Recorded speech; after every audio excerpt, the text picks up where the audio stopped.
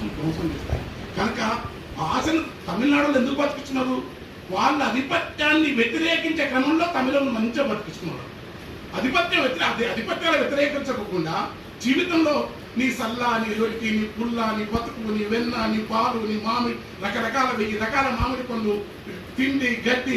ఒక్క తంగిరాల సుబ్బారావు గారి కాటమరాజు కథల్లో నేను లెక్కేసిన 800 రకాల గడ్డి పేరు చెప్పాను, 380 ఆవుల పేరు చెప్పాను, రకరకాల పళ్ళావు. ఎంత అందమైన భాషను సుబ్బారావు గారు చేసినట్ట. ఇట్లా ఇంత జీవ వైవిధ్యాన్ని నాశనం చేసే హక్కు వాడికి ఎంతంటే, ప్రపంచంలో మన తిండి, మన జీవజాలం, మన బతుకులు అన్ని నాశనం చేస్తే కానీ ఏకత్వ ప్రపంచం కూడా సామ్రాజ్యవాదం లేక ఒకడే. ఇప్పుడు దేవుళ్ళు అంటే కూడా రేపు మనకు సమ్మక్క, సారక్క, పులక్క, వెంకటేశ్వర ఒక్కడే దేవుడు అయితే ఒకే కావాలి. ఆడ ఇంకా సీతమ్మ వారు కూడా అట్లా వచ్చిన పరిస్థితి. ఈ బహుళత్వాన్ని నాశనం చేసిన కోసం సంస్కృతం అంటే ఇంటర్మీడియట్ కోర్టులో ఎవడో అతి ఉత్సాహం చాలా ఉంటుంది, అతి ఉత్సాహం ఉంటుంది. వాడి డబ్బున జీవో ఇచ్చినాడు. అది చాలా తప్పుడు జీవో, చాలా దుర్మార్గమైన జీవో. ఎవరు మాట్లాడకుండా భాష మీద మాట్లాడదు. భాష మీదనే కాదు, భాష మీద నీవు నిలబడుతున్నట్టే ఆ భాషను నీవు తెస్తున్నట్టే ఆ భాషను ఉన్న ఆ భాషకు ఆధిపత్య స్వభావాన్ని ధిక్కరించడం. అది తెలుగును కాపాడుకుంటే ఆ భాష ఏర్పాటిస్తున్న విలువలను ధిక్కరించడం.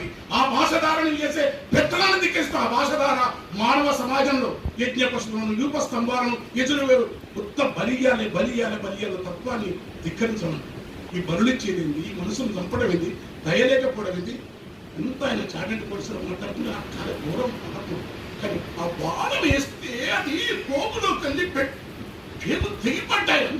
ఇంత మంచివాడు, సాత్వికుడు, ఆయన ప్రజోహారం లేడు, తమోగుణం లేదు అని ఆయన తోచే ఆ బాణం వేస్తే దూసుకుపోయి ఆ పేగులు ఏమి సార్ ఎందుకు ఇవ్వని దానికి మూలాలు ఎక్కువ ఉన్నాయి.